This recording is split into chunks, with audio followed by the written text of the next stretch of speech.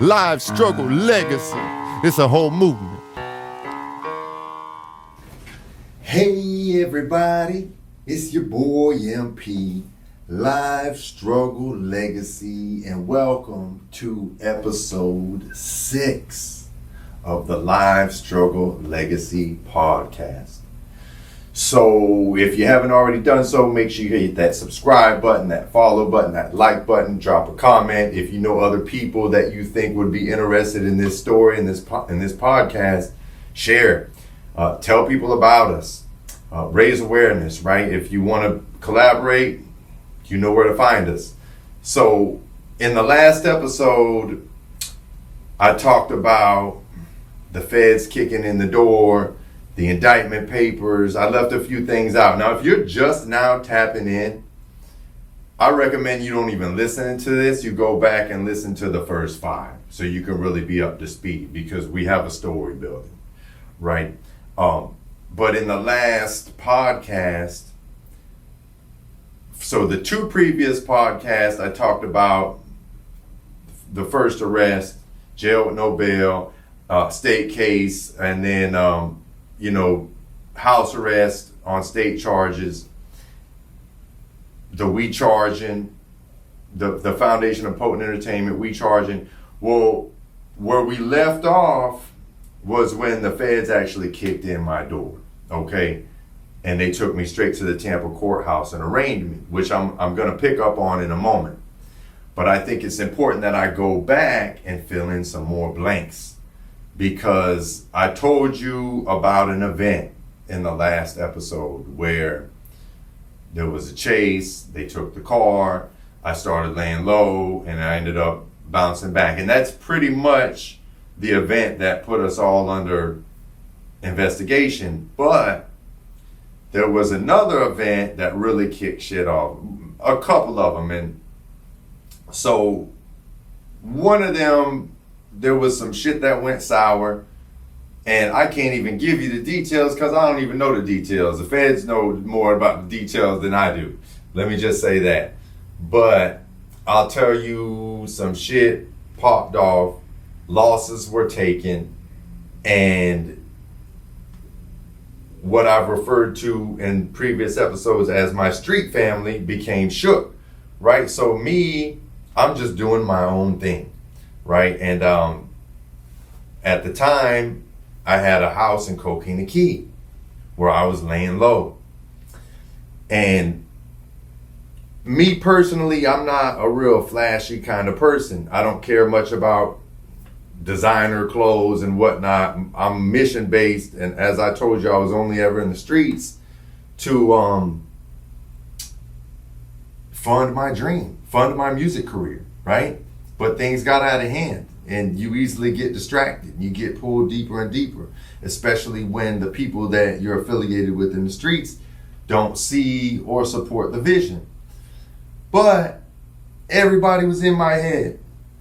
You need an image. If you're doing music, you need the image. You need to have things. You need to create this image of wealth. People don't want to fuck with broke. You need to stop with all the dicky outfits and everything, and you need to start, looking like you got some swag, like you actually got some money. So in the process of doing this, an opportunity came for me to buy a car. It was a black Lexus on some rims, and that wasn't even really my speed, but the opportunity came, and the way I was kind of enticed into this was my big homie picked me up. He had somebody else in the car, and that person was trying to buy the car for like $30K. And then as soon as he dropped the dude off, he was like, yo, I'll give you the car for, and he said something that was lower than that. And I'm like, well, that doesn't even make sense. But I knew what the car was worth. It was, it was nice. I had a little bit of money. Things were going good. This was before, we were taking losses. So I bought the car. All right. And I met and drove that car, I don't know, 5-6 times at the most. But the car was in this girl's name, a close friend of mine. And it just so happened that I had a house in the same girl's name. So when the big event happened that had us all take losses that I can't really elaborate on. Let's just say it was a load that was coming and it got knocked off, right? I can speak on this because we all did our time. Like I said, the feds know more about this than I do. Because one thing about me, I don't want to know. If something's going on, just tell me when I can get my piece. I don't want to know how it's coming. Because if they come to get me, I can't tell you shit. I can't tell you what I don't know. So nobody can say, oh, MP told. No, because MP don't know shit. MP can't tell, right? So that's kind of how I kept it the entire, we'll say, career in the street, so to speak. So back to the car. Now my big homie got this car from a dealer, and he was getting all these cars from this dealer and doing all this dumbass shit in these cars and put the dealer under investigation. And so now the feds come and they press the dealer because of the little incident that happened when we took the loss. They got the load and they ended up having a truck that was traced back to the dealer. So now they're pressing the dealer. So what's the dealer do? I mean, he's got his license to lose, so the dealer folds. But what's so fucked up about it, the dealer don't even know me. He's like, yeah, it's Mike. He says it's a guy named Mike, right? I don't know the dealer. I don't know nothing about any of these cars. I just so happened to buy this one car from my big homie. And then I put the car in my female friend's name, and just so happened her name was on the lease of the house in Coquina Key. So not thinking what I'm really doing, I got the car put up in the garage. I think I'm being sneaky. I'm driving around in a rental that same girl's sister actually got for me. And just so happened that was the same rental, well, the same name that the rental was in that I took down to the Ozone Awards. When I told you in the previous episode, you know, we did this promo run down in Miami, and it was a totally legit thing, right? What we did in Miami.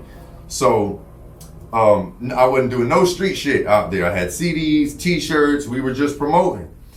So a lot of weird shit's going on in the in-between, right? I'm seeing helicopters. I told you on the previous episode, there was this one time when I went to Rude Boy Graphics in Tampa, right off of Bush. This is way back in like 07. And they were in a warehouse kind of area. And so I had the homies with me, I had Dub B with me, and I want to say the homie Rosa Boy was with me. Shout out Rosa Boy. I think maybe Fee was with me. Shout out Fee. It was just me and a couple of the homies. Totally legit business. Going to Rude Boy to pick up some flyers to promote the big show, the show that I had with Blood Raw. So the whole time I'm driving over to Howard Franklin, I can see like a helicopter trailing me. And I think I'm tripping, but I'm like, man, everywhere I look, he's like right there. And he's like in pace with me. When something's flying, it's supposed to fly past you. Like, how is it in pace with me? So we get all the way to Rude Boy, and then next thing you know, I see it come close. And then before you know it, it starts circling the storage place. And it starts shining the light down.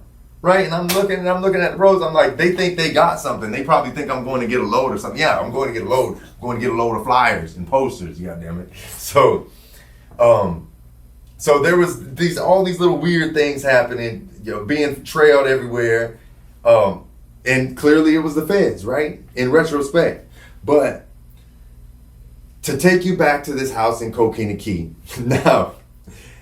They were doing work on the roof of the house across the street, or so I thought they were, right? And this had been going on for weeks. And I gave my big homie access to the house. He had a garage door opener. So, you know, like I didn't have an extra key. I'm like, dude, just coming through the garage, right? And now, meanwhile, there's a lot of other shit going on. Like I told you in the last episode, my street family was really just one person. And that one person was bringing all these other people around me that, just to be all the way real with you, I didn't like and I didn't trust. And I had my reasons because, as I said in the previous episode, you cannot trust somebody who will do anything for money. And these are the kind of people, they will do literally anything for money. That's not the kind of people you need in your circle. And I would always try to tell my big homie that, but, you know, it is what it is. So why does he go, my big homie, and picks up a dude who just got bonded out of jail that I don't even like, and he brings him to my house. I'm not gonna say no names, but he's like, yo, bro needs a place to stay. And you know, my big homie, that's my bro. There's like nothing I wouldn't do for this man. So I'm thinking like, yo, you really gonna bring dude over to my spot and say that like he can stay at my spot? He's like, well, look, he ain't got nowhere to go. It's like, where's his mom? He can go to his mom's house. Like, well, and I'm not his parent. You know what I mean? Like, I'm not his guardian. So anyway, dude stayed there for just a couple days. Now, meanwhile, I'm going in on my big homie. I'm like, yo, bro's acting all weird. He don't want to take his shirt off ever. Like, he keeps going in to go take a shower with all his clothes on. Like, is dude wearing a wire? Maybe he was, maybe he wasn't. You will never know, right? But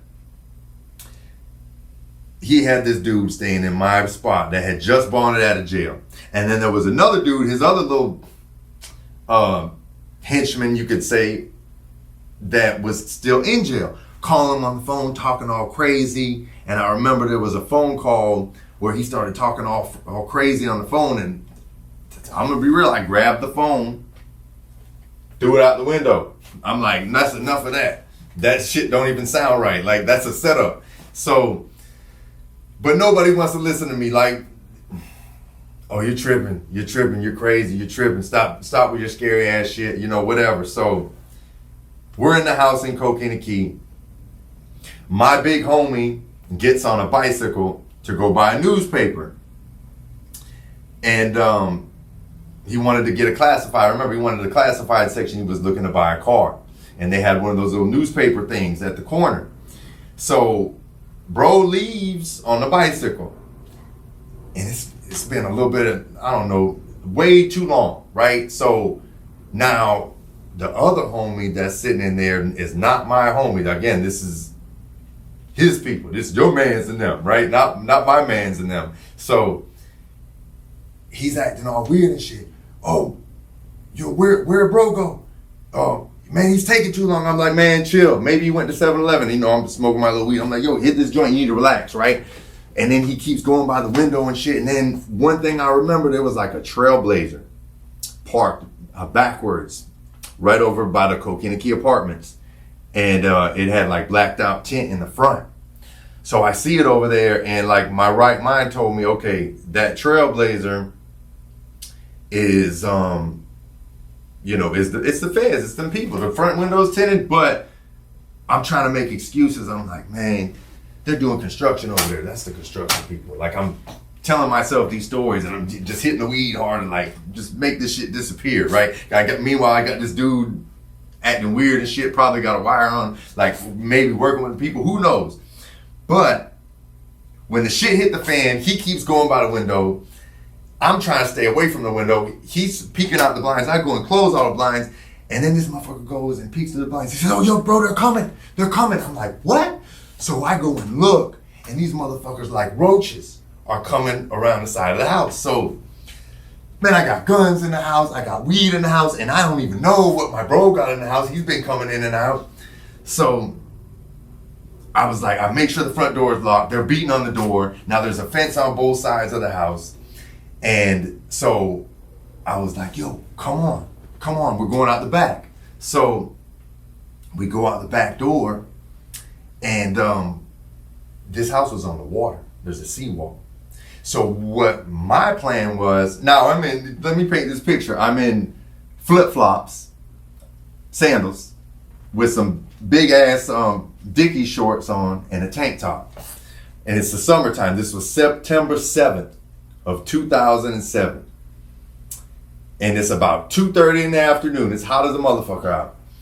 So I try to take, dude, now this is what is also super sketchy in retrospect. And this water under the bridge, like, I hope dude's doing good. I ain't even got no hate in my heart about this, but I'm just painting the picture for y'all. This is what you came for. These are the war stories.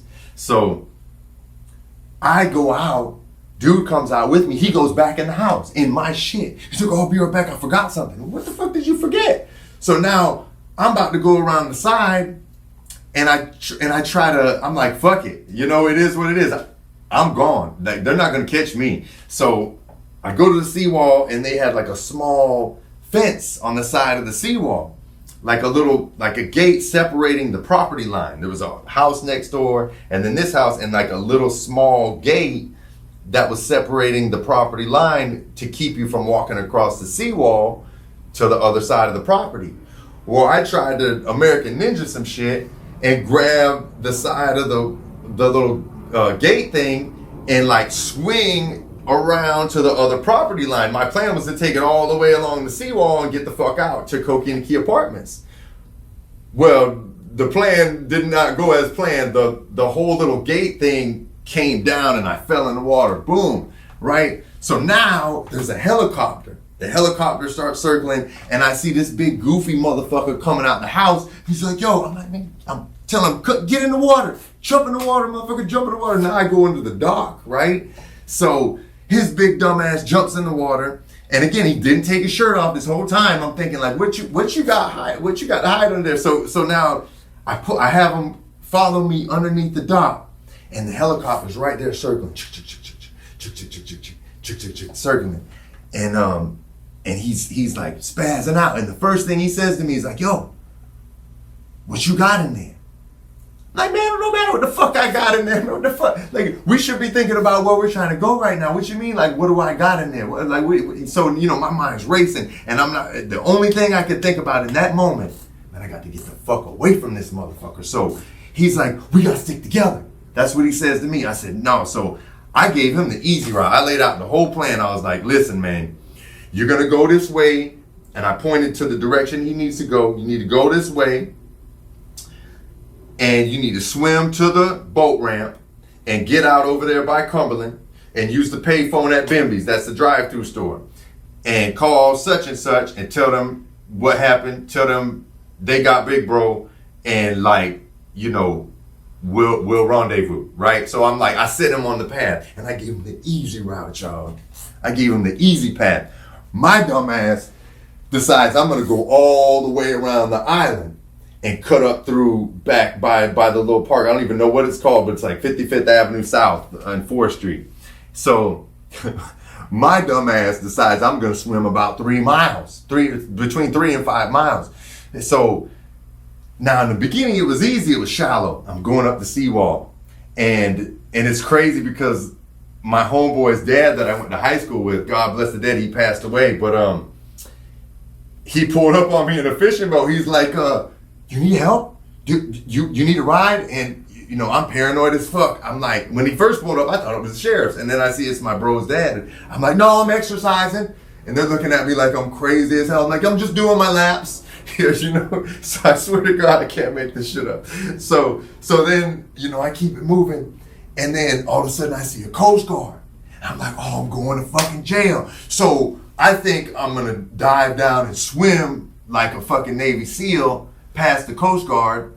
And, I smoke every day, y'all, all day, big blunts. So, my wind was not up at the moment. So I take a deep breath.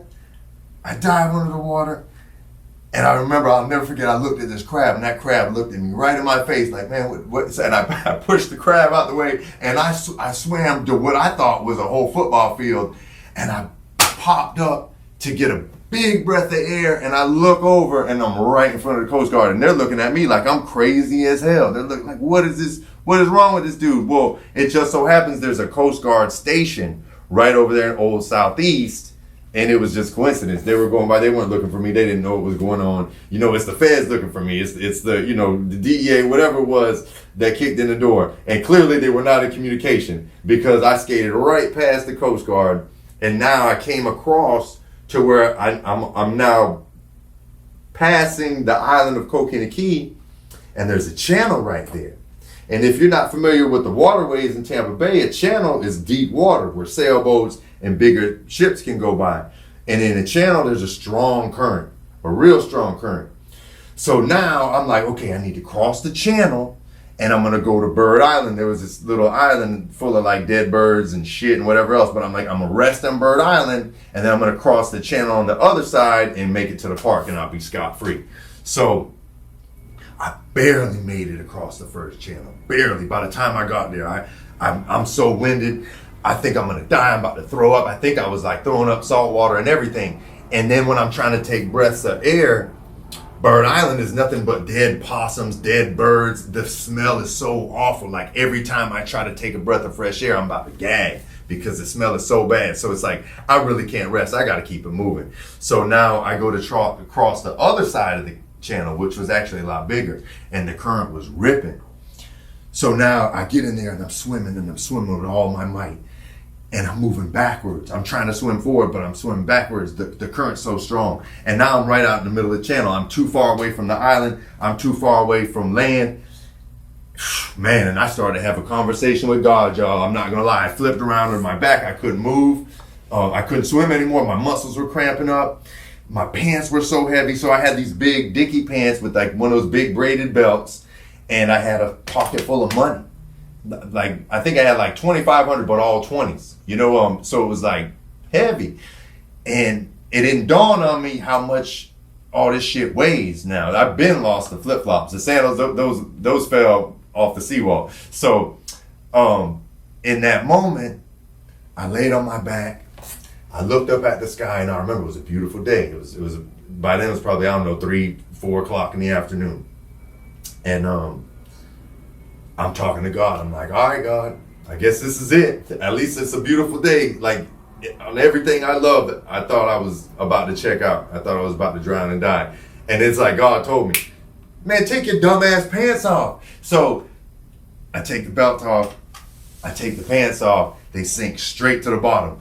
And now I can't like regular swim. I'm too tired. So I'm on my back and I'm kicking my arms and legs like a squid. Kicking back. And I did that as hard as I could, taking deep breaths in between, swallowing water, and I just kept doing it until best feeling in the world right here. My leg finally hit ground. It was shallow as fuck. Like by the time I stood up, I was only like knee deep, but I didn't know because it was survival at that point. I had to make it. So now I get to this little park and I got on like white boxers. And I'm soaking wet, so I might as well be naked. And there was a lady that I knew. Well, actually, I knew her husband, who unfortunately also passed away. But at the time, he was still living and doing okay. But I go over there to knock on the door to ask for her husband, and all she sees is this crazy-looking white dude that's basically naked in white drawers, you know. So she's looking scared as hell. So I made sure, I told her who I was. I'm like, hey, call Alex. And then so she sees who it is, and I let her know, like, she knows some of my people. I told her who my people were, and she's like, oh, okay. And I said, can I use your phone? You know, because she couldn't get a hold of the dude. So I use her phone, and it's only so many numbers you remember. You know, we put everything in the cell phone, but it's one person I called, and this person has been my bro since, I don't know, 9th or 10th grade, and if anytime I needed this man, he was here. He knows he is. I don't need to say his name. But I called him. He answered on the first ring. I said, bro, I need you. I need you, bro. I'm fucked up. So he pulls up like the Matrix. I mean, I don't even know how. This has to be divine intervention. This man pulled up out of nowhere in the truck like, yo, I mean, I wasn't waiting 5 minutes. I don't even know how this is possible. But I'm telling you, divine intervention. So I get in the truck. He takes me to his house. He gives me some clothes to wear. And like, I don't know what the fuck to do. So like, I go to see the little chick that I was talking to at the time. And like, scared the shit out of her because I'm like sitting on top of her car when she gets out of work because I can't call anybody. I don't know what phones are tapped, you know. And then I took her car to go see the girl whose house that it was in her name. So she was dancing at a club at the time. So I snuck into the club like I was a patron, and I went like I was getting a lap dance, and I went into the VIP, and she breaks it all down. She's like, it's the DEA. They were pulling out all these bags. I don't know what's going on. I don't know nothing, but I promise, like, you're good. Like, she didn't try to fuck me over.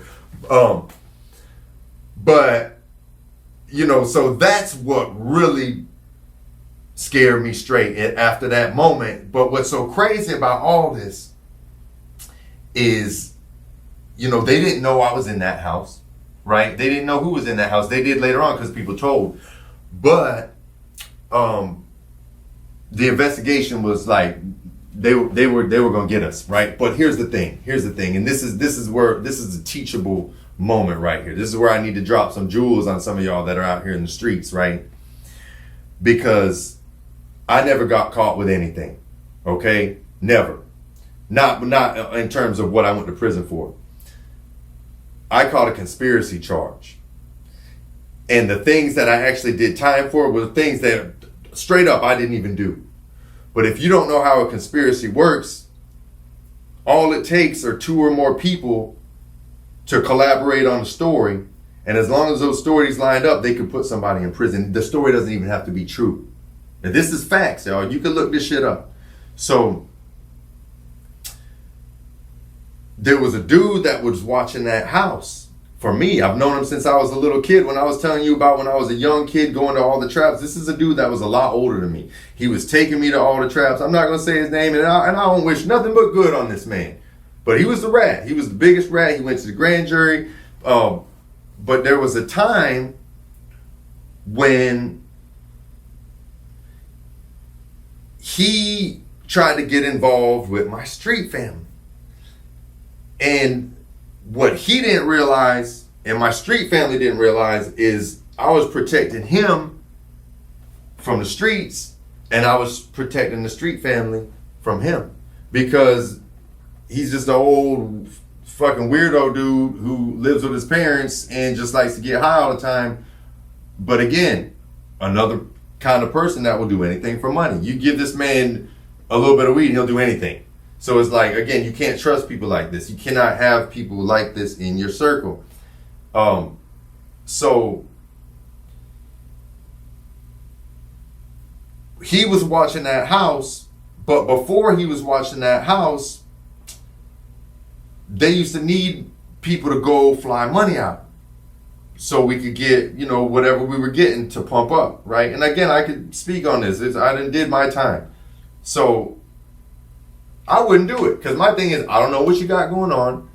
I don't want to know what you got going on, because if them people come, I don't know shit. And I kept it like that. Well, they tried to get the big homie, the dude that lived down the street, the older dude. They tried to get him to do that. And I said, no, bro, you're not doing that. And so I told him, man, listen, I'm not going to be explaining to your parents why you went out west and fucked around and got killed or locked up or some shit. We're not doing this. And then I told them, I'm like, listen, man, you don't want to send this man nowhere, because if they pick him up, he's going to tell everything. Like, you don't want that kind of business.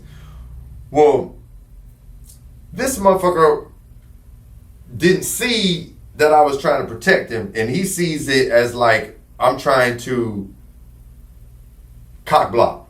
Like I'm trying to keep him from all the things. So what's he do? He goes over there to the spot one day when I'm not there and tries to finagle some shit. So then it wasn't long where my big homie, my bro, my street family picks me up to do something. And who's he got in the car with him? This big goofy motherfucker from down the street. The old motherfucker that used to have my 12-year-old ass driving his car to the traps because he owed everybody money. And he couldn't show face in the traps. This is the kind of person we're dealing with here. So he sends me at like 12, 13 years old in his car driving to the trap so I could go, because he can't get nothing from nobody because he owes, right? And I'll never forget when I used to do that. They used to be like, man, I know whose car that is, but shit, that ain't me. So anyway, this is the dude that they choose to pull into this circle, right? Now, he would try to tell me what they had them going and doing out west or whatever, and I'd be like, listen, bro, I don't want to know. I don't want to hear about none of that shit. Now you're in it. That's on you. That's between them. I ain't got shit to do with that, right? And anybody that know me and know this story, you know exactly what I'm saying is true. So, fast forward. Feds kick in the house. I'm scared straight. I got my little apartment that they kicked in that I told you on Tangerine. I'm living with my chick. I'm making this plan to go out to the A. I told you about this in the last episode. But what I didn't tell you is now the feds are picking people up. They knew exactly where I was at, but they didn't come see me. what they do is they go and they get the weakest links. They go get the people that ain't never done jail time. They go to get the people that got the most to lose, possibly. And they press you. They press you. They put you in the cell. They show you all these crazy ass numbers. Oh, the highest end of the guidelines. Oh, 40 to life, 50 to life. Oh, you're going to do life, right? And they offer a deal in the moment. And they'll say, oh, yo, this is a one-time deal. If you don't do this tonight, but what your stupid ass don't know, if you fall for that shit, is anything you say and do will be heard against you in the court of law. So you think you're being slick and you think you're about to get yourself out of some shit, but the feds operate on a guideline. So the more you tell them, the higher this guideline gets. You're racking up time by running your fucking mouth. Because at the end of the day, you still got to do time, and you get sentenced off that guideline, you just get a downward departure. So ultimately, if you just kept the G and took it on the chin, you'd end up with less time than your little snitch credit, right? If you understand what I'm talking about. But ultimately, they had nothing. They had nothing. They had evidence enough to investigate, but they didn't have anything concrete. They needed testimony. So now this motherfucker is out on some kind of snitch bond, and I'm not hiding. Everybody know where I live. I'm going to school. I'm still in the studio. I told you I'm trying to finish this album and shit. The We Charging albulation. So album compilation. I'm gonna tell you a little more about that in a moment. But this motherfucker's out going and finding my people that he doesn't even know. And not even like necessarily street people. People I knew from high school. People from the neighborhood. And he said, hey man, you gotta find MP, man. When you see MP, you need to tell him to turn himself in. So now I got all these people hitting me up like, yo, you need to turn yourself in. Turn myself in? What the fuck are you talking about? Ain't nothing to turn myself in for. I'm not wanted. These motherfuckers know where I'm at. And so I even called a lawyer at the time. I'm like, yo, why is this man going around saying, turn myself in? Do I have a warrant? He's like, no, you ain't got a warrant. And if he said if it's a Fed warrant, we can't see it. But they would have came and got you already. They know where you're at. Like, you're living in a place in your name. Like, so, but not only is he telling everybody to tell me to turn myself in, he's telling everybody this whole story. He's telling people shit that I don't even know about. He's telling people, and I mean just random people. So if he's telling random people this, think about what he told the feds. He's telling random people the whole play, everything they did out where the stash spots were at, where the shit that I don't know nothing about. He's telling everything to every random Joe Schmo in the bar, on the street. So it's like, man, this shit about to be real. So I'm just like, whatever. I'm gonna be in the A within 6 months. All this shit gonna be behind me. Well, you know from the last episode, a dream deferred. Goddamn it, they kicked in the door, and now I'm gonna pick up from the last episode. I told you they were lined all the way up down the street. They put me in the paddy wagon. There was another one of the homies' cousins in the paddy wagon with me. Shook like a motherfucker. This is supposed to be like a real, true OG, way older than me. And he's, what were they taking us, boy? What were they? Man, shut the fuck up, man. This like shit. So seriously, like this is everything is not what it seems in the streets, and everybody is not who they are and claim to be. But in my mind, I did know exactly what was going on. They ain't got shit. They're going to take us over here to this little questioning spot, and they're going to try to press us. But, bro, they only got what you tell them, bro. I kept telling the big homie that. They only got what you tell them, man. Shut the fuck up. Lower up, bro. They ain't got shit on us. They're just picking us up on a Fed hold. They're trying to scare us. Man, was I wrong, man. They took me straight to the fucking Tampa courthouse in downtown Tampa. They put me in a fucking holding tank, and I just see all my fucking co-defendants in that bitch. And then I see other homies that I knew from the streets that were in a whole nother case that they tried to tie with ours. Completely different case, but people that we knew. Everybody's in this tank. Arraignment. And if you don't know what an arraignment is, it's when they read you your charges. And the charges were fucking outrageous. Conspiracy to blah, blah, blah, 1,000 to 5,000 kilos. And then it's like, what the fuck? Like, it was the most outrageous shit you ever heard in your life. And I'm like, man, like, what? So you know, earlier I was telling you, man, I never did nothing that I wasn't ready for the consequence of. And my daddy always told me, never trust anybody, never fuck with anybody, stay out of the streets. They'll tell. Where everything my daddy told me since I was a little boy, all that shit was happening right before my eyes, because not only did these motherfuckers tell, but here I am being charged for shit that I knew nothing about, had no knowledge of, never touched, never saw. Okay?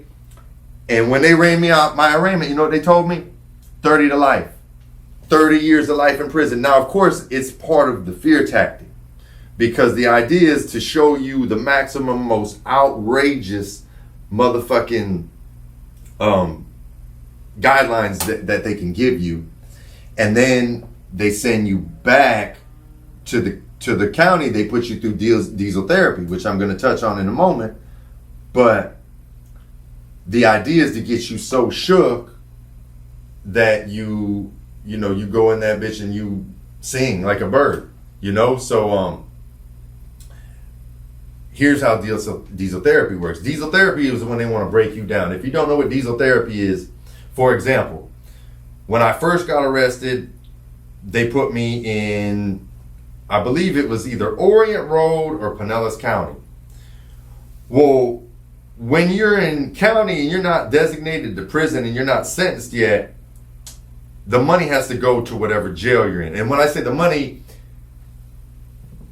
you don't have anything in your property. We didn't have nothing. Like, they pick you up from your house. You don't have shit. So there's nothing on your books. You can't get commissary. All you can eat, or all you get are what they call 3 hots and a cot. That's your 3 meals, your breakfast, your lunch, and your dinner. And it's like the most disgusting shit you ever saw in your life. Like, just, it is what it is. The most disgusting shit. Like, I wouldn't feed an animal the shit that they feed you in there. Especially in the county. Prison's a little different, but in the county, it's fucking not fit for human consumption. They even give you this juice. We used to call it Jim Jones, and it has a skull and crossbone on it. Well, now what in the fuck? They would call it saltpeter, because I guess when you drink this shit, it makes you sterile, so that you don't go like jacking off on the women and be doing perverted shit. So like, this is what they're feeding you, basically poison, right? Just enough to barely keep you alive so you can do all your fucking time. But back to the diesel therapy. So of course you need money to be able to order things like tuna packs and peanut butter and crackers and chips. I mean, all junk food, but it's better than eating the poison that they feed you. So your family sends you the money. It takes like a week to get there. But with the diesel therapy, they have you in another holding tank. They ship you within a week. So in 1 week, I was in like 3 spots. I was in Pinellas. Then my people send the money to Pinellas. Boom, now they send me to Orient Road. They send me to Tampa. And that's one of the most depressing, fucking awful facilities. But anyway, they sent me back and forth. Tampa, Orient Road. Tampa, St. Pete, Tampa, Orient Road, Pinellas. And I'm saying this many times because I went back and forth from Orient Road to Pinellas like 4 times in 2 weeks. I'm not even exaggerating. So every time my people would try to send me money, I'm in another spot, they send the money back. And they're dragging you. And every time you go through transit, you got to pack up all your shit. You got to sit in a cold ass cell all fucking day. They travel at like, you leave at like 2 o'clock in the morning, and then you don't get to the next spot till like 9 o'clock, the next 10 o'clock, the next morning type shit. Right? And, but the silver lining of all this is, I told you this is Live Struggle Legacy. So we're paying homage to the homie Tim, Big Baby. And Big Baby was in Pinellas with me. He was in Orient Road with me. He's going through the diesel therapy with me. And I remember it wasn't until we were in Hernando. So again, diesel therapy. I'm in Pinellas, in the Hillsborough 4 times, back to back. Boom, boom, boom. One to the other. And then finally they sent me to Hernando. So now I'm like, okay, I'm going to be here for a while. I'm designated. Well, not designated, but I'm like, when they send you somewhere further away, you think you're going to be there for longer, but they don't tell you shit. So now I'm getting on the phone, calling my people, collect, I'll tell them where I'm at, give them the address and the money. You think you're going to be there for a while. But I brought that up to say that's where I got close with Big Baby. We were in a holding cell there for, I don't know, every bit of 9 hours. And you get to know a motherfucker in 9 hours of being in a confined space. But then we ended up in different pods. My people were trying to send me the money, and they shipped me back to Pinellas. I swear I can't make this shit up. They do it on purpose because they're trying to break you. They are trying to break you. And this will break a tough motherfucker, let alone a weak motherfucker. A weak motherfucker break before they even get in transit. So, now during all this shit is comical. I mean, it's real and it's scary, but this shit is comical. Because all these pods that they're putting me in are special units. You're fed. You're government property, right? So you're not to be mixed with state inmates. They get paid more for housing. You know this is business. They get paid more for housing for federal inmates than they do for state inmates. So like they protect the fed inmates because it's an investment. And they don't want to mix you with state inmates because let's say a state inmate fuck up a fed inmate. Well, the fed inmate could sue. I was supposed to be with this motherfucker, right? This is facts. And anybody that's been through the system knows this is real. And all these little jails that they're sending us through, Hernando, Citrus, they're all CCA. Do your motherfucking research, man. CCA is privately, you can buy stock in these motherfuckers, okay? This is business. These motherfuckers have government contracts, okay? They have quotas. If they don't keep these beds at X capacity, then the private company could sue the government and then they use our tax dollars to pay the private company because they didn't meet their quota. So when you think this shit is conspiracy, when you see music that's being made that's encouraging people to commit crimes, this shit is all by design. It's bigger than you could possibly imagine. They're creating content that's influencing people to make crimes to fill up these jails because it's industry and it's business. Okay? So that's enough about that. That's a whole nother podcast. But finally, they designated me, right? They designated me to Citrus County. They put me in the same unit with Big Baby. But before I get on that unit, I want to talk about what was happening in every single one of these Fed units, whether it be Orient Road, whether it be Hernando, whether it be Pinellas County. These so-called OGs will come up. Damn, man, that's fucked up. I heard you on the such and such case. Oh, man, they did y'all dirty. I heard about that. Yeah, man. Yeah. And so they might not know a motherfucking thing. But what they're doing is ear hustling is the term.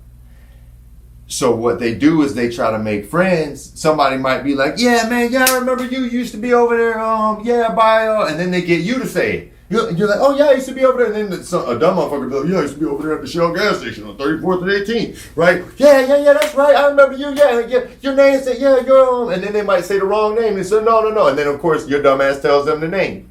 What you don't know is this motherfucker's hustling, ear hustling. He goes back to his cell. He writes down your name, where he said you were. Then they call his ass to fucking sick call. You think he's going to medical? No, he's going to the fucking agents and he's telling you, yeah, I used to go see this dude and this could be total bullshit. Completely make this shit up. I used to get this, and this from him on this street. So now the feds, stupid ass, they're like, well, you did used to be over there. We did follow him to that gas station that one time. So they're like, this is a viable witness. And they let this motherfucker come in on your case. So now if you go to trial, guess what? This motherfucker's going to be sitting in that holding tank with 50 other motherfuckers all ready to take the stand, and it's circumstantial evidence. They don't need no fucking physical nothing, y'all. This is how conspiracy works. You ain't got to do shit. A motherfucker could make up a story about you and you will do 10 years in prison. And that's facts. You can ask anybody in the system. So the funniest instance was this dude, we all thought he was an OG, like an older dude, mouthful of gold, probably already did a bunch of times, so he know all about the system and how to, do whatever he got to do to get back out in them streets. And he's like, yeah, man, so, young blood, don't let nobody jump on your case, bro. Don't you ever talk to nobody about your case. Make sure you don't talk to nobody about your case, bro. And I'm like, yeah, man, dude's looking out. He's solid. Yeah, so then, like, the next morning at breakfast, you want to trade this for that? You want to trade that for this? Oh, yeah. Hey, say, blood, what you in here for? Do you follow what I'm saying right now? So it's like everything is game. You can't talk to no fucking body. And I learned real quick, because after a while, all I'm doing is my push-ups, and my sit-ups, and I'm writing my raps. I'm still writing raps. I'm looking at, with the rest of my life in prison, I'm writing raps. I'm still keeping this dream alive through, that's the silver lining. So back to Citrus County. Now we're not designated yet, but now I'm finally money hits my books. Finally, I was in Citrus County. It's a holdover. So now no more diesel therapy. They're holding you there. But again, it's all by design. So we're in Citrus County, and guess who the fuck shows up? Every single one of my fucking co-defendants. At least half of them. No exaggeration. They put you all in the same fucking unit. Guess who else showed up? The motherfucking plug. The plug who I had never met in my fucking life. They fly all the way out from out west, and they put them in the same unit with all the co-defendants. And if you think this is coincidence, come on, man. They want you talking to each other. They want you, look, we got to get our story right. How we going to snitch? Or who we going to tell on? Yeah, right? So before I touch on that, two people who I respected in the streets, I thought were solid as fuck. I thought they were all right dudes, right? I'm annoyed as fuck, but I'm also like super happy to see people I know, because I don't know what everybody's on yet. So we're in Citrus County, and they had the cell up top. So I'm like, yo, and so like, yeah, man, come talk to us in the cell. So as soon as we get in the cell, they start trying to talk to me, and I'm like, shh, don't say shit. there's a little window, you throw the towel over the window like you're taking a shit. You don't want people peeking in. And then they got, in every cell, they got an intercom system where the police can talk to you, and they can also listen to you. So what we used to do is we used to take a whole bunch of toilet paper and get it wet, and then put it over the intercom system so they can't hear. So they're trying to talk to me. I wet up the toilet paper. I put it over the intercom. I'm like, man, listen, bro. Everybody telling. These motherfuckers are telling. Like they don't. And these dudes, they're like looking at me like they're listening. They're nodding their heads like, yeah. And then they both looked at each other. I will never forget this. And they looked at me like I was out of my fucking mind. And they said, boy, you better get with the program. And man, my heart dropped down in my nuts. I'm like, man, you too? You too, Brutus? You know what I'm saying? Like, so enough of them. Yeah, I'm not trying to have no static. I'm not trying to beat my chest like King Kong. I fucking go into my cell. I start writing my raps. You know what I mean? And that's when I really started fucking with Big Baby, because we were in that same unit. Big Baby was in that same unit, and he wasn't on that snitching shit. Everybody else in the unit was. But there was a lot of people in that unit, like a lot of known people throughout the Tampa Bay area. And a side note, in the next unit over was Tampa Tony. For those of you who know that Tampa Tony caught the case, so he's in the next unit over. And a little side note that's kind of funny about Tampa Tony. So I don't know Tampa Tony real well. We met at a few graphics place, met at a few events. Always seemed like a solid dude. Always trying to like coach me up on what to do with the music business. But what I remember about him is he was like super innovative, and he was always coming up with shit. Like I remember he had this thing called the splitter in the stores, and you could split the gar open with it. I thought that was just amazing, right? So shout out to Tampa Tony. But his claim to fame in these holdovers, he invented, and somebody correct me if I'm wrong, he invented what's called the soup sandwich. So if you've never heard of a soup sandwich, it's when you take your ramen noodles and you just put hot water on them real quick, just enough for them to soften and open up. And then you put your little sausage and your little sauce and your seasoning, you put chips in there or whatever, and then you fold it up, and that's your soup sandwich. So this man like patented this shit in jail, so to speak. So just a little side story, but I want to touch on something else, because I told you I'm not just here to tell war stories. I'm damn sure not here to glorify this bullshit. I'm hoping you learn some lessons and stay out the streets based off of what you're hearing right now. But I want to share a story about one of the OGs from St. Pete, an old head.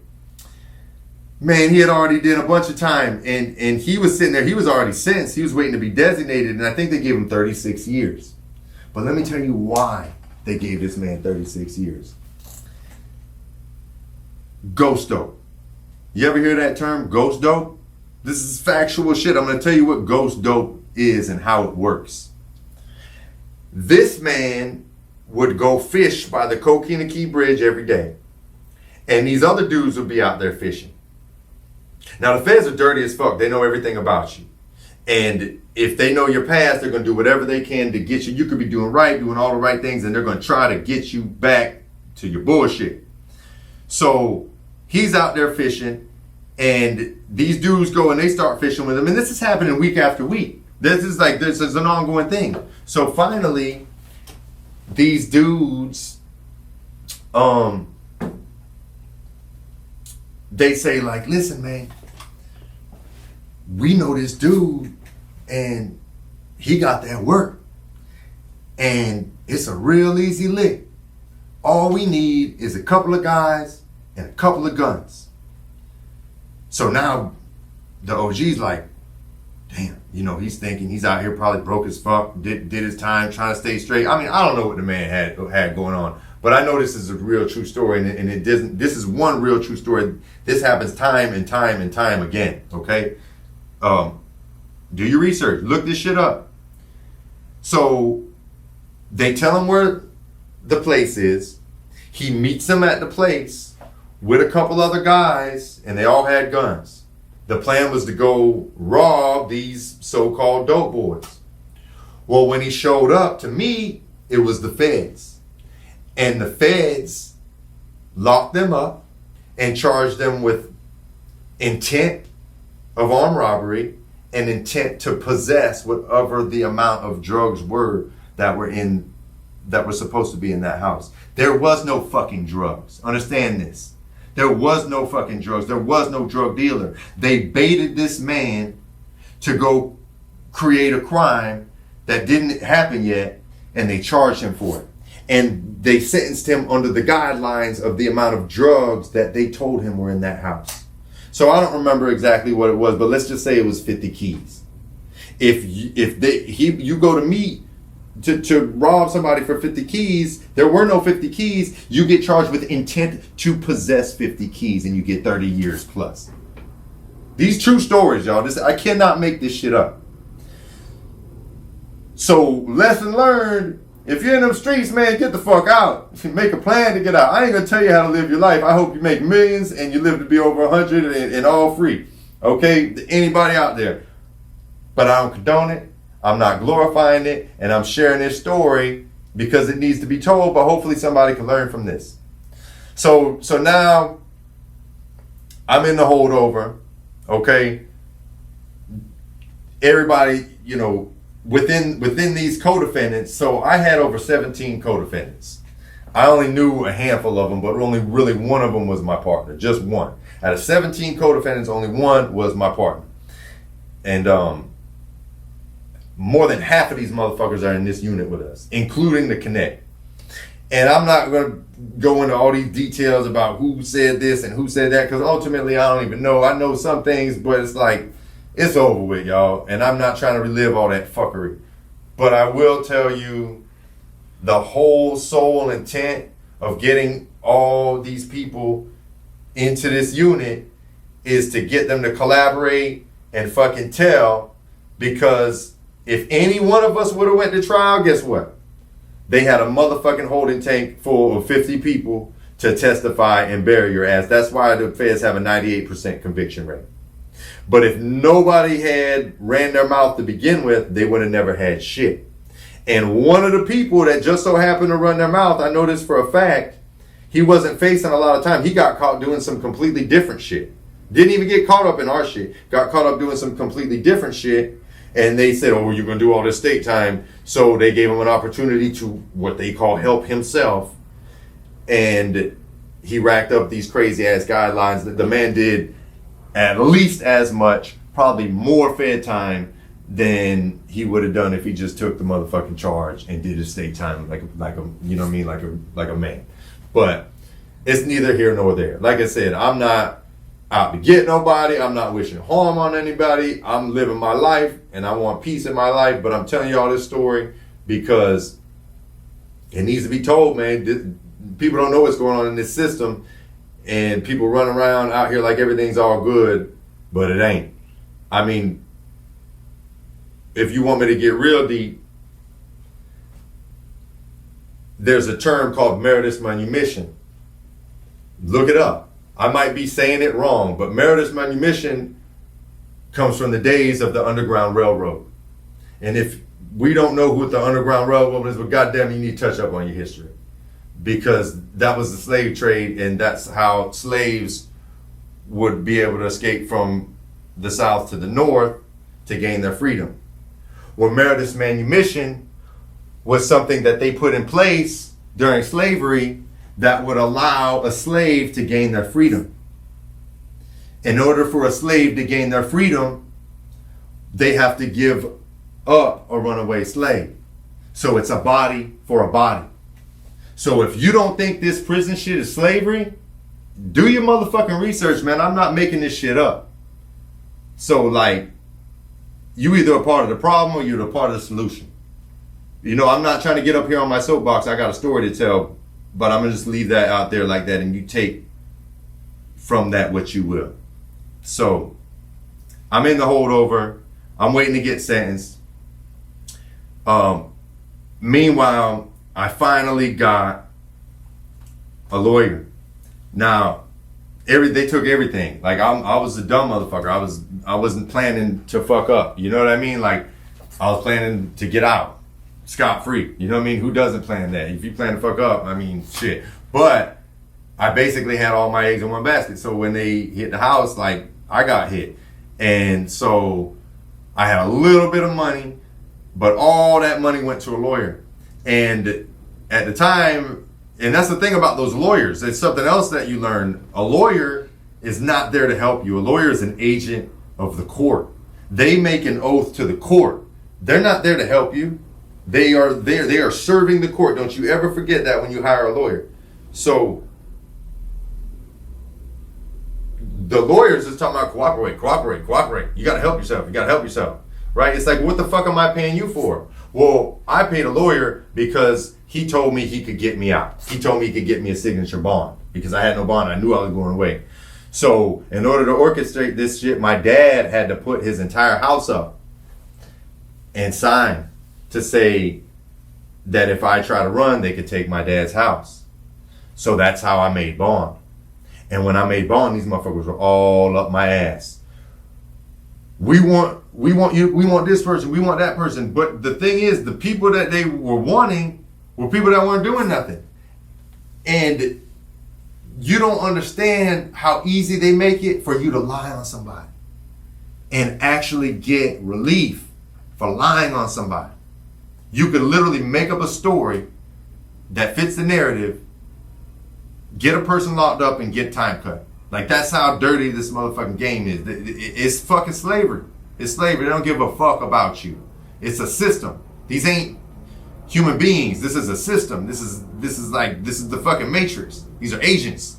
You know what I'm saying? So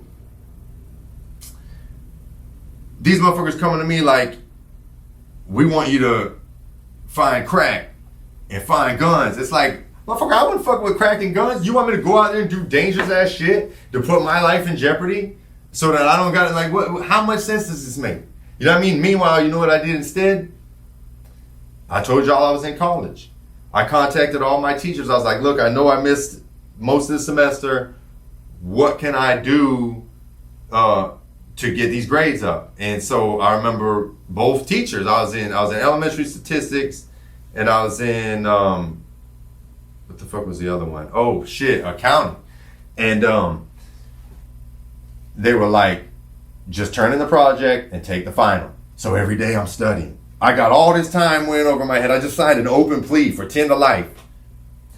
And I'm studying. You know what I mean? Meanwhile, I didn't have no money, but I had a car. I sold my car. Not so I'd have money in prison, but so that I could finish my Live Struggle album. Because that's important, how important my music was to me. So, like, you ain't gonna kill my dreams. I don't give a fuck. Like, I don't give a fuck who you bring. You're not gonna kill my dreams. So, on that bond, rather than get with their bullshit ass program of enslaving other people that had did nothing to me that I know nothing about, what I chose to do was get my grades up. I actually got my AA. They didn't send it to me until I was already locked up. I remember my dad sent me a copy. He's like, congratulations, graduate. I'm deep in the feds at that time. But I sold the car. Okay, I got 10 grand for it. I fucking called, God bless the dead, Napoleon of Music Matrix, and I booked a whole bunch of studio time. I hollered at Cohen, the bakery man. Shout out to Cohen. And I was like, yo, I need a track with Big Bud, right? So, and then I just started hitting up all my bros, and I hit up Shorty T, and I had all these beats from Critical, and Shorty T and I did have a little bit of a falling out, but that's my bro. I love him with all my heart, but it was just enough for me to be like, man, I'm fucking with Music Matrix right now, because Music Matrix was it. They had that sound. They had, label artists coming through. Napoleon was amazing. T-Balls was amazing. Gone way too soon. Really incredible guys who actually fucked with me and the music. And they did my mixing. They did my mastering. T-Balls did my graphics. And, I got all this time hanging over my head, but I'm in the studio every day. And I got all my copyright and shit. And to go back a little bit, what this We Charging album, it wasn't just like an album. It wasn't just a mixtape. It was an album compilation. I told y'all in previous episodes, well, number one, what made me and Big Baby click, because we had a similar philosophy in terms of unity with music. But the one thing that I was doing on top of unity with music, I told you I had a fallout with AG the Hustler, still my bro, no love lost. But everything he was putting out, he was lying. And everybody I knew, they get on the song and they just tell all these fucking lies. And then everywhere I go, people are trying to charge me for this and charge me for that. And it's nobody's being real. Nobody's saying who they are and what they mean. Everybody's putting on a facade, and it's just some bullshit. So it's okay, well, who's gonna charge you motherfuckers? So the concept We Charging wasn't pay me. It was no, I'm calling people out. I'm calling people out on their lies. I'm calling people out on their bullshit. And I am all about collaborating, but don't you dare try to get on the track with me and start telling lies. I've actually deleted people's verses and cut them out the joint, because I'm listen, man, I told you what it was before you got on the joint, and then you're on here telling all these lies. That's not what it is. If this isn't authentic and real, reality music, it's not making the cut. So this is what I did while out on bond. And I finally got the package together. So put this in perspective. I finished that joint on June 19th of 2008, okay? I was sentenced and gone June 25th of 2008, right? So I bonded out from February to June. So I had that much time to get my shit in order and get my music together. But I only had a couple days to promote my shit. And a whole lot going on in between. So what I did is I took a backpack full of CDs. I did 5,000 copies. I still have over 3,000. So if anybody wants a free CD, holla at me. I got you. But I did 5,000 copies. And I brought a backpack full up to Maxi Mall that used to be on 34th back in the day. And this is back when a Brainstorm, shout out to Brainstorm, had the tattoo shop. Justin got the tattoo shop in there. But before that, he used to be selling CDs, and he would always show love. He would he would actually buy them from me up front rather than have me front them to me, which was love. So I'll never forget the people that supported me. But I'd sit up there in the front of Maxi Mall selling my little CD, and I had, at the time, what was a Discman. They didn't even have MP3s back then. They might have had the iPod, but that shit was super new back then. I didn't have one. I had the Discman and I had the two little speakers. So I'm letting you sample the songs before you buy the CD. And I was trying to get $5 a piece, but I was look, just give me a donation. Just give me a donation. That's what I tell everybody. And these were replicated. These weren't duplicated. These were real CDs. I had Rude Boy do the print on the front, which was amazing. And then I had T-Balls, rest in peace, do my cover art for the actual insert.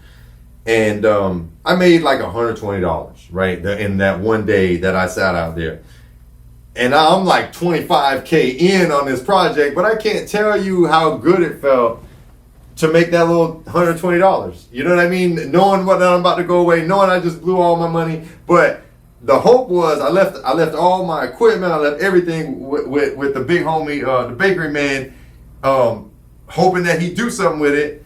And it's like, but man, I can't be mad at that man. He's got his life to live. He's got his artist remote. He's got whatever struggles that he's going through out here. And let's just say the shit didn't get put out like I thought it would. Everything just collected dust. And it ain't long out of sight, out of mind, man. When you're in prison, people start forgetting about you. You know what I mean? It's like you're dead. It's for real like you're dead. You know, and that's why if you ever do get locked up and people remember you and write you, you better never forget them. I got every single letter that everybody ever wrote when I was locked up. But that's a wrap right now for y'all. This is episode 6. I'm going to tell you this, and then we're going to end it. When I went back to court, went to get my sentencing, they initially sentenced me to 145 months in Fed. And the next thing you know, they put me in a holding tank. No more diesel therapy anymore. It is what it is. They put me in a couple locations and then housed me back in it's back to Citrus. That's where they keep the feds. And back then it was all John Gotti Jr.'s people were in there. They had like the one hitman dude that came back and he's telling on people to try to not get the death penalty and get life instead or some shit. That's what the grapevine would say. But you know, just prison shit, man. I know that's what y'all here for, but this shit ain't easy to talk about. So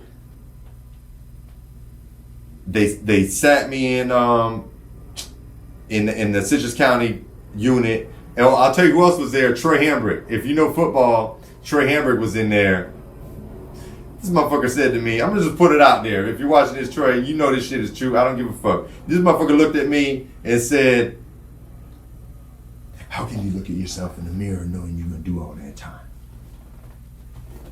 Motherfucker, how can you look yourself in the mirror knowing that you put somebody else in there so you didn't have to do your time? Answer me that. That's a wrap. They designated me. I got on a bus, not even a van. Then I went through a whole nother little journey. They took me from Citrus. Then they put me through like 3 different spots in 5 days. But the craziest spot I've ever seen in my life was Ocilla, Georgia. Ocilla, Georgia was a holdover, and this is like being in a time like I'm back in the 1800s. These motherfuckers had the stripes, the big jumpsuits, and that unit was crazy. I'm talking about crazy. I saw more crazy shit in that unit. And every night there'd be a Sprite bottle would fly underneath the door, and they'd be smoking the best weed. And matter of fact, that was the last time I smoked weed before I did all my time, because I didn't burn weed again. Didn't do no drugs, no alcohol. I had strict rules I stuck to my entire bid. But that was the last time I smoked, was in Ocilla, Georgia. My bunkie had life. He was the most humble, generous, kind-hearted dude you would ever meet in your life, and he had a life sentence. And I'll never forget, he was like, you know, hey, say homie. He's like, Bunky, Selly. He's like, you want to hit that shit? I hit that weed. It felt amazing. High as a motherfucker. I hadn't burned in I don't know how long. Read my little book. Went right to sleep. And that was the last time I burned my whole bid. But anyway, from Ocilla, Georgia, they put me in a van with one of my co-defendants who's like a brother. I didn't even know him in the streets, but we were in the same cell for like 5 months, and then we ended up going to the same spot together. I'm going to pick up on that spot in a moment, but I want to close with this. They put me in a van with 6 dudes, 5 of us, 5 other dudes and myself, 6. 3 in the front row, 3 in the back row, all of us shackled. I remember that van was fucking freezing cold. They got the air blowing on you. You got nothing but drawers and a jumper on.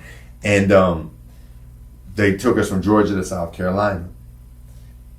And you know, all these things go through your mind when you're getting ready to go to a spot. I'm gonna have to stab somebody. I'm gonna have to fuck somebody up. I'm gonna have to let people know I'm not the one. You know what I mean? Like all these things you're thinking about that you see in the movies, all these things that people try to coach me up on.